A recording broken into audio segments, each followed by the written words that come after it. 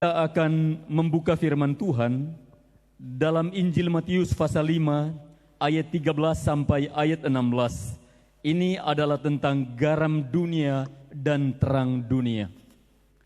Matius pasal 5 ayat 13 sampai ayat yang ke-16.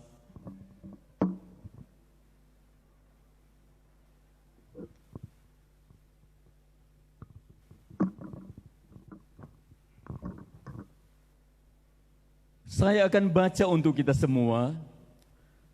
Kamu adalah garam dunia. Jikalau garam itu menjadi tawar, dengan apakah ia diasinkan? Tidak ada lagi gunanya selain dibuang dan diinjak orang. Kamu adalah terang dunia. Kota yang terletak di atas gunung tidak mungkin tersembunyi.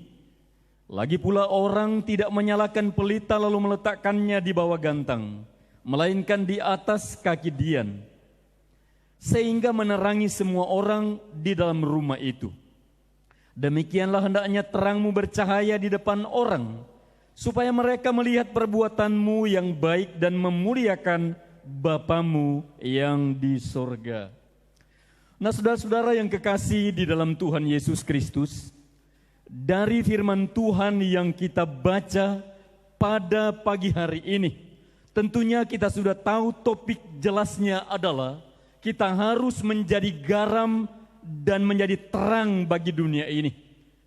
Dua hal yang memang berbeda yang harus dijalankan dalam praktek kehidupan setiap orang percaya di atas bumi ini, yaitu kita menjadi garam dunia dan menjadi terang dunia. Waktu kita membaca ayat-ayat ini, mungkin kita berpikir apa yang dimaksudkan dengan garam dunia dan terang dunia. Sebab berbicara tentang garam, itu bukan hanya sekedar bubuhan rasa yang bisa kita kecap. Bukan hanya bubuhan rasa asin saja. Tapi dalam bahasa Indonesia pun, garam juga disampaikan dalam pengajaran-pengajaran dalam bentuk peribahasa-peribahasa yang luar biasa. Nanti sebentar kita akan lihat tentang semua itu. Nah, waktu Yesus menyampaikan kamu adalah garam dunia, dia sudah tahu apa yang akan terjadi di atas bumi ini setelah dia meninggalkan dunia dan kembali ke surga. Dan dia juga tahu apa yang sedang terjadi di lingkungan bangsa-bangsa dan orang-orang yang hidup di zaman itu pada waktu mereka memandang tentang garam ini. Karena sekali lagi garam bukan hanya sekedar bubuhan rasa yang bisa kita kecap, bisa kita rasa asinnya. Tapi garam juga dapat memberikan pelajaran-pelajaran penting dalam kehidupan umat manusia, dalam hubungan-hubungan, dalam ikatan perjanjian dan sebagainya.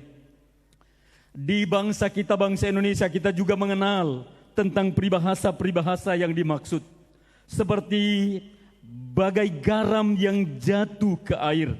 Nasihat ini mudah dimengerti. Artinya apa yang kita sampaikan itu mudah dimengerti. Itu bagaikan garam yang jatuh ke air. Tidak sulit untuk dipahami. Dan kita membagikan sesuatu mudah untuk dipahami. Hidup kita pun mudah untuk dimengerti. Karena kita bagaikan garam yang jatuh ke air. Kehidupan manusia di atas bumi ini kadang-kadang memiliki sesuatu yang sukar. Sehingga orang berkata, kadang ada orang yang sukar untuk dimengerti.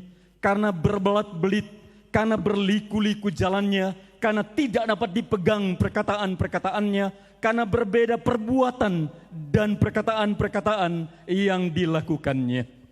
Dan ini sangat nyata di atas bumi ini, apalagi pada dunia akhir zaman ini. Sehingga kita perlu kembali belajar tentang bagaimana seharusnya kita menjadi garam dunia dan kemudian menjadi terang dunia di atas bumi ini. Selain peribahasa yang tadi tentang garam, maka kita juga mengenal tentang sudah banyak makan garam. Itu mempunyai pengertian tentang orang yang sudah berpengalaman. Orang-orang yang sudah berpengalaman berarti orang-orang yang sudah bertumbuh menjadi dewasa dalam segala hal. Sehingga tidak mudah dipengaruhi, tidak mudah dibodohi. Karena pendiriannya sudah begitu teguh. Karena perjalanan hidupnya telah disertai dengan pengalaman-pengalaman yang luar biasa dalam banyak hal. Orang-orang percaya di atas bumi ini juga termasuk saya dan saudara-saudara sekalian harus memiliki prinsip di mana karena pengalaman-pengalaman yang kita alami akan membuat kita semakin teguh berdiri di dalam iman dan tidak mudah goyah lagi ketika kita percaya pada Kristus dan dalam menyikapi segala sesuatu. Angin dunia ini tidak dapat menggoyahkan kita karena kita berdiri teguh di dalam iman dan kesetiaan dalam pendirian kita. Karena apa? Sebab pengalaman kita sudah banyak dan kita sudah bertumbuh menjadi dewasa di dalam Tuhan. Ada hal lain lagi yang perlu kita pelajari dengan garam. Dikatakan bahwa garam itu, garam di kulumnya tak hancur. Garam di kulumnya tak hancur mempunyai pengertian orang yang pandai menyimpan rahasia. Bukankah anak-anak Tuhan juga diajar oleh Tuhan untuk tidak mudah membocorkan rahasia orang? Anak-anak Tuhan diajarkan dalam firman Tuhan untuk tidak mudah menceritakan keburukan orang lain di atas bumi ini. Maka untuk menjadi garam dunia bila kita belajar dari firman Tuhan ini, kita harus menjadi orang yang bisa dipercaya, bisa menjaga rahasia orang, bisa menjaga rahasia kita sendiri, sambil menjalani kehidupan dengan tetap setia kepada Tuhan, kepada iman kita, dan setia kepada sesama sebagai orang-orang percaya. Kita mungkin mengetahui banyak rahasia buruk tentang seseorang, tapi kalau kita bisa dipercaya untuk menjalankan fungsi sebagai garam dunia, maka kita tidak mudah membocorkan rahasia orang sebab kita bisa dipercaya. Dan itu bagaikan garam di kulamnya tak hancur, bisa dipercaya atau dapat menjaga rahasia. Ada juga istilah tentang garam yang mengatakan garam di laut, asam di gunung. Itu biasa dihubungkan dengan orang dalam hal pertemuan dua orang ketika mereka menikah, yaitu tentu laki-laki dan perempuan. Kalau sudah jodoh bertemu juga akhirnya. Itu istilah garam di laut, asam di gunung, ketemu di dalam kuali. Laki-laki dan perempuan kalau sudah berjodoh akhirnya akan ketemu juga. Ingat, laki-laki dan perempuan. Istilah garam ini bukan laki-laki dan laki-laki yang berjodoh, tapi laki-laki dan perempuan, bukan perempuan dan perempuan. Mungkin waktu kita mendengar itu ya memang begitu. Tetapi dunia di mana kita hidup sekarang ini sudah sangat buruk keadaannya, sehingga sudah banyak laki-laki dengan laki-laki, laki-laki dan perempuan hidup secara bersama-sama atau sembunyi-sembunyi. Dan itu adalah fakta di atas bumi ini. Tapi kalau kita menjadi garam dunia, maka kita menjalankan fungsi kita sebagai garam dunia. Garam di laut, asam di gunung, ketemu di dalam kuali. Kalau sudah berjodoh, laki-laki dan perempuan akan ketemu juga. Bukan laki-laki dengan laki-laki yang berjodoh dalam ikatan pernikahan, tapi laki-laki dengan perempuan sebagaimana firman Allah. Bukan perempuan dengan perempuan sebagaimana firman Allah, tapi laki-laki dan perempuan kalau sudah berjodoh yang belum menikah pasti akan bertemu juga. Jalankan fungsi sebagai garam dunia, maka kita akan penuh dengan kemuliaan Tuhan di atas bumi ini. Ada juga istilah dalam peribahasa tentang garam. Garam kami tak masin padanya, perkataan kami tidak diindahkannya. Jadi kalau kita merenungkan ini, itu berarti memberi dorongan bagi kita bagaimana kita bisa menjadi garam atas dunia ini yaitu kita mengindahkan orang bila mereka sedang berbicara. Bukan orang berbicara lalu kita mulai memalingkan wajah kita dan tidak peduli. Padahal orang itu sedang berbicara dengan kita. Orang sedang berbicara dengan kita, kita pura-pura mengambil tablet kita lalu mulai membaca dalam posisi yang tidak menyenangkan. Maka kalau kita berperilaku seperti ini, tentunya kita tidak bisa menjadi garam atas dunia ini. Karena garam dunia adalah garam kami, menjadi garam dunia harus menghargai orang lain. Ada juga yang lain istilah tentang garam. Sebagai garam dengan asam sudah sesuai benar. Garam dan asam biasanya dipakai orang untuk ditaruh di ikan sebelum digoreng. Itu artinya sudah sesuai benar, selaras. Dalam kehidupan setiap orang-orang percaya mulai dari rumah tangga harus selaras. Dalam hubungan-hubungan orang harus selaras. Karena kalau berbeda jalan tidak mungkin bersama-sama. Harus selaras juga mempunyai pengertian bagaimana kita bukan menempatkan kaki kita pada dua perahu karena kita yang akan hancur sendiri. Tapi benar-benar berjalan mengikuti tuntunan Tuhan dalam kehidupan kita. Menjadi selaras sebagai suatu tim kerja untuk membawa rumah tangga kita, membawa usaha kita, membawa pelayanan kita dalam tujuan yang lebih baik untuk kemuliaan Tuhan. Kita menjalankan fungsi kita sebagai garam dunia dan terang dunia. Itu sangat luar biasa. Selain dalam istilah bahasa Indonesia, karena waktu Yesus menyampaikan firman ini, belum ada bangsa Indonesia. Mungkin nenek-nenek moyang kita sudah ada, datuk-datuk kita, moyang-moyang kita sudah ada. Mungkin kita tidak tahu, karena ini sekitar lebih dari 2000 tahun lalu maksudnya. Maka kita perlu kembali dan belajar lagi pada hal-hal yang berhubungan dengan kehidupan waktu Yesus menyampaikan firman Tuhan ini. Dalam kitab Keluaran, kita perlu membaca beberapa ayat dulu. Dalam kitab Perjanjian Lama, kitab yang ditulis sebelum Kristus menyampaikan firman ini. Untuk kita mungkin lebih mudah lagi memahami tentang garam selain dalam peribahasa Indonesia yang baru kita dengar tadi. Dalam Keluaran pasal 30 ayat 35 berkata, semuanya ini haruslah kau buat menjadi ukupan, suatu campuran rempah-rempah seperti buatan seorang tukang campur rempah-rempah, digarami, murni, kudus. Dalam ayat ini yang dimaksudkan adalah dalam membuat rempah-rempah, suatu campuran rempah-rempah untuk ukupan, maka campuran rempah-rempah untuk ukupan itu harus digarami, murni, kudus. Dalam arti pada peristiwa ini garam disejajarkan dengan kemurnian dan kekudusan.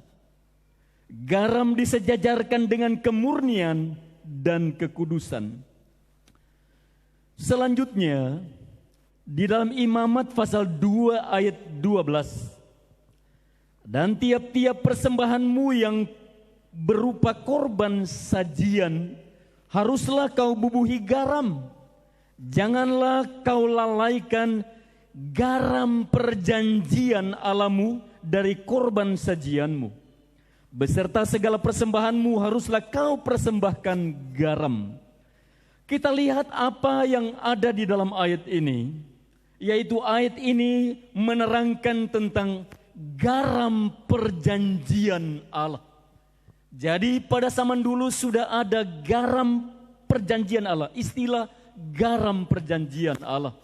Yang akan kita pelajari tentang garam perjanjian Allah adalah perjanjian garam yang disebutkan di dalam Alkitab. Ayat tadi menerangkan tentang garam perjanjian Allah. Dari dua ayat tersebut, kita sudah bisa mengambil kesimpulan sama dengan kesimpulan-kesimpulan yang pernah dibuat oleh orang-orang pada zaman dulu waktu mereka menuliskan cerita-cerita yang dapat digunakan sebagai ilustrasi dalam kehidupan. Waktu mereka menyampaikan ceramah-ceramah. Dan ada seseorang yang berkata bahwa garam mempunyai nilai di zaman dulu yang sudah tidak kita pahami di zaman kita sekarang ini. Dan itulah yang dalam Alkitab disebut perjanjian garam. Bilangan pasal 18 ayat 19 berkata, segala persembahan khusus, yakni persembahan kudus yang dipersembahkan orang Israel kepada Tuhan, aku berikan kepadamu dan kepada anak-anakmu laki-laki dan kepada anak-anakmu perempuan bersama-sama dengan engkau. Itulah suatu ketetapan untuk selama-lamanya. Itulah suatu perjanjian garam untuk selama-lamanya di hadapan Tuhan, bagimu serta bagi keturunanmu. Waktu kita mempelajari ayat-ayat ini, yang kita tahu di sini adalah firman ini disampaikan oleh Allah melalui Musa kepada orang-orang Israel untuk meneguhkan dan mengokohkan keimamatan yang diberikan sepenuhnya kepada orang-orang Lewi dan Harun serta keturunannya yang menjadi imam besar di dalam atau menjadi imam-imam di dalam pelaksanaan upacara peribadatan orang-orang Israel pada waktu itu. Lalu kemudian kita lihat apa yang ada dalam ayat-ayat ini. Waktu Tuhan menyampaikan firman ini, segala persembahan khusus, yakni persembahan kudus yang dipersembahkan orang Israel kepada Tuhan, aku berikan kepadamu dan kepada anak-anakmu laki-laki dan perempuan bersama-sama dengan engkau. Itulah suatu ketetapan untuk selama-lamanya. Itulah suatu perjanjian garam untuk selama-lamanya di hadapan Tuhan, bagimu serta bagi keturunanmu. Di sini dikatakan bahwa waktu Tuhan mengokohkan perjanjian ini, persembahan itu menjadi milik orang Lewi dan keturunannya. Persembahan keimaman itu, persembahan orang Israel yang diberikan Tuhan kepada para imam dan kepada anak-anaknya laki-laki dan perempuan, kepada orang Lewi maksudnya, dan seterusnya dikatakan di dalam ayat ini, itu adalah suatu ketetapan untuk selama-lamanya, suatu perjanjian garam di hadapan Tuhan bagimu beserta keturunanmu. Suatu perjanjian garam. Nah, untuk lebih memahami dan lebih memudahkan kita mengerti tentang perjanjian garam, zaman dulu sudah ada perjanjian garam. Sekali lagi saya mau sampaikan pada saudara-saudara, waktu kita membaca ayat-ayat ini, maka kita tahu garam itu mempunyai nilai yang luar biasa yang sudah tidak kita mengerti pada zaman sekarang ini. Karena perjanjian garam yang dimaksudkan tidak bisa kita jabarkan lebih luas karena kita sudah tidak hidup di zaman itu waktu perjanjian garam itu ada. Tapi ikatan perjanjian garam terkesan masih sangat luar biasa. Karena ikatan perjanjian garam yang dimaksudkan di sini adalah menyatakan tentang suatu kesetiaan. Karena garam digunakan sebagai segel untuk mengokohkan suatu perjanjian yang dibuat antara dua kelompok, antara dua pihak, antara dua suku dan sebagainya. Dan Tuhan pun dalam mengokohkan perjanjiannya menggunakan istilah ini, bahwa apa yang disampaikan oleh Tuhan adalah suatu perjanjian garam. Garam melambangkan tentang kemurnian, kekudusan, dan kesetiaan. Garam itu diingat orang pada waktu mereka mengadakan sebuah perjanjian. Kalau sekarang orang-orang membuat perjanjian di atas meterai, maka sebelum orang mengenal meterai di zaman sekarang ini, zaman dulu sebuah perjanjian disegel dengan garam yang menjadi sebuah meterai. Dan perjanjian garam itu tidak dapat diubah. Dan garam itu menggambarkan tentang ketulusan, komitmen, kesetiaan yang disejajarkan dengan kekudusan dan kemurnian dalam ayat-ayat yang sudah kita baca tadi. Maka sekarang kita kembali bahwa Alkitab mengajarkan kepada kita semua untuk menjadi garam atas bumi ini, menjadi garam bagi dunia ini. Karena Tuhan menginginkan kita menjadi garam di atas dunia ini sebagaimana yang sudah difirmankannya. Masih ada banyak lagi kalau kita mau belajar tentang garam. Bagaimana kita menjalankan fungsi kehidupan kekristenan kita di atas bumi ini untuk bisa menjadi garam dunia. Kamu adalah garam dunia. Jika garam itu menjadi tawar, dengan apakah dia diasinkan? Tidak ada lagi gunanya selain dibuang orang. Tidak ada lagi gunanya selain dibuang dan diinjak orang. Kita tidak tahu apakah sudah bisa dibuktikan secara kimiawi garam itu bisa menjadi tawar atau tidak. Apakah asin itu bisa menjadi tawar atau tidak. Tapi yang jelasnya ini adalah sebuah gambaran yang sangat nyata. Jika garam itu menjadi tawar, dengan apa ia diasinkan? Sudah jelas tidak ada yang bisa mengasinkan garam. Air tawar begitu dibumbui garam akan terasa garamnya. Garam dicampurkan pada kopi akan terasa garamnya. Garam dicampurkan pada teh manis akan terasa garamnya. Garam ditaruh di mana saja, bahkan dilemparkan ke mana saja. Fungsinya sebagai garam tidak akan pernah hilang. Tapi kalau dia menjadi tawar, dengan apa diasinkan dan apalagi gunanya? Artinya Yesus mau menyampaikan pada semua orang-orang percaya, termasuk pada saya dan saudara-saudara sekalian, kita harus sadar bahwa kalau kita tidak berkomitmen dengan sungguh-sungguh, maka fungsi sebagai garam dunia bisa kita lepaskan. Dan kalau kita tidak menjalankan fungsi sebagai garam dunia, maka pada akhirnya garam yang menjadi tawar akan dibuang karena tidak ada lagi gunanya, lalu diinjak orang. Ada satu istilah yang dipakai orang dalam menjelaskan ayat ini, yaitu menjadi ampas bumi. Karena itu, peganglah kesetiaan kita. Di dalam rumah tangga, setiap orang percaya memerlukan kesetiaan. Dan kesetiaan itu perlu dijaga, perlu dirawat, perlu dipegang. Karena dalam hubungan kekeluargaan sebagai suami istri, kalau masing-masing sudah tidak setia, yang ada adalah kehancuran.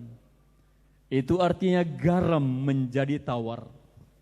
Dalam hubungan-hubungan manusia juga, dalam melaksanakan sebuah pekerjaan, dalam tanggung jawab sebagai pimpinan dengan bawahannya, perlu ada kesetiaan dan mengingat posisi dan perjanjian ini. Bahwa Alkitab berkata, hormatilah pemimpin-pemimpinmu, taatilah pemimpin-pemimpinmu, dan tunduklah pada mereka. Walau itu memang diarahkan pada pemimpin-pemimpin rohani, tetapi ini juga diterapkan untuk pemimpin-pemimpin dalam segala hal. Karena bila orang tidak mentaati pemimpin, maka yang ada adalah kehancuran. Kalau orang tidak mentaati pemimpin, maka yang akan terjadi adalah perusahaan, lembaga, atau apapun itu, semuanya akan menjadi tidak berguna. Dan korbannya adalah semua orang yang ada di dalamnya. Karena itu Alkitab mengajarkan tentang bagaimana mentaati pemimpin-pemimpin, dan bagaimana juga pemimpin-pemimpin menghargai, menghormati, merangkul semua orang-orang yang dipercayakan kepadanya, baik dalam gereja maupun dalam perusahaan-perusahaan dan dalam lembaga apapun. Karena kalau pemimpin otoriter dan tidak menghormati semua anak buahnya, suatu hari akan muncul aksi pemberontakan yang akhirnya berakhir dengan semua akan hancur dan tidak menjadi apa-apa. Ini sama dengan garam yang menjadi tawar, yang akhirnya hanya diinjak-injak orang karena sudah tidak berarti apa-apa. Semua cerita ini dan gambaran-gambaran ini saya sampaikan secara demikian kepada kita semua, supaya kita belajar dari sini dan mengokohkan ikatan perjanjian kita di dalam iman kepada Tuhan dan kepada sesama, dan membawa tujuan pelayanan kita bersama-sama, serta saudara-saudara menerapkan semua ini dalam ikatan perjanjian, dalam hubungan-hubungan di mana saudara-saudara sedang bekerja, dalam perusahaan-perusahaan saudara masing-masing, supaya ada ikatan perjanjian dan masing-masing berkomitmen, sehingga suatu hari kita akan melihat, bahkan mungkin tanpa disadari, kita dapat mencapai hal-hal yang luar biasa. Saudara-saudara akan mengalami terobosan-terobosan yang sangat penting, karena ada ikatan perjanjian kesetiaan yang didasari dengan komitmen, ketulusan, kemurnian, kekudusan, yang digambarkan dengan perjanjian garam yang tanpa kompromi. Lalu kemudian kalau kita melihat tentang ayat-ayat ini juga, kamu adalah terang dunia. Kita bergeser dari garam dunia kepada terang dunia. Kamu adalah terang dunia. Kota yang terletak di atas gunung tidak mungkin tersembunyi. Alkitab katakan kota yang terletak di atas gunung tidak mungkin tersembunyi. Lagi pula orang tidak menyalakan pelita lalu meletakkannya di bawah gantang, melainkan di atas kaki dian sehingga menerangi semua orang di dalam rumah itu. Itu kata firman Tuhan. Kita adalah terang dunia. Selain garam dunia, kita adalah terang dunia. Terang dunia itu adalah saya dan saudara-saudara sekalian. Alkitab menerangkan dunia ini sedang dipenuhi dengan kegelapan. Sesuai dengan Yesaya 60 ayat 1 dan ayat 2. Bangkitlah menjadi teranglah, sebab terangmu datang dan kemuliaan Tuhan terbit atasmu. Sesungguhnya kegelapan menutupi bumi dan kekelaman menutupi bangsa-bangsa. Tetapi terang Tuhan terbit atasmu dan kemuliaannya menjadi nyata atasmu. Kita, firman Tuhan katakan, adalah terang dunia. Waktu Yesaya menyampaikan bagian nubuat ini, orang-orang Israel sedang hidup dalam ketidaksetiaan kepada Tuhan. Mereka sedang diserang oleh bangsa-bangsa lain karena diizinkan oleh Tuhan. Sudah ada perpecahan yang luar biasa antara kerajaan selatan dengan kerajaan utara. Bahkan sudah ada peperangan di antara mereka. Bahkan bangsa-bangsa di sekitar Israel juga berusaha untuk melenyapkan, menguasai, menduduki tanah itu. Tapi apa yang dikatakan oleh Alkitab di sini? Sementara orang-orang Israel dan seluruh penduduk Yehuda mulai menjadi tawanan-tawanan di antara bangsa-bangsa, maka firman Tuhan yang datang, bangkitlah, menjadi teranglah, sebab terangmu datang dan kemuliaan Tuhan terbit atasmu. Kalau kita belajar firman Tuhan, walau memang pada akhirnya orang-orang Israel, kerajaan Israel dan Yehuda memang ditaklukkan. Pada zaman Nebukadnezar menaklukkan mereka lalu membawa orang-orang itu sebagai tawanan perang di Babel. Tapi orang-orang yang sudah mendengar pesan dari Tuhan seperti Daniel, Hananya, Misael dan Asaria, mereka berkomitmen sehingga walaupun di Babel, walaupun mereka menjadi tawanan perang, walaupun banyak penderitaan yang mereka jalani, Mereka tidak berubah setia di hadapan Tuhan. Mereka tetap berkomitmen. Mereka tetap mengiring Tuhan. Mereka tetap menyatakan tentang kebesaran Tuhan dengan iman. Bahkan suatu peristiwa Hananya, Misael dan Asaria yang diberi nama Sadrak, Mesak dan Abednego berkata kepada Nebukadnezar,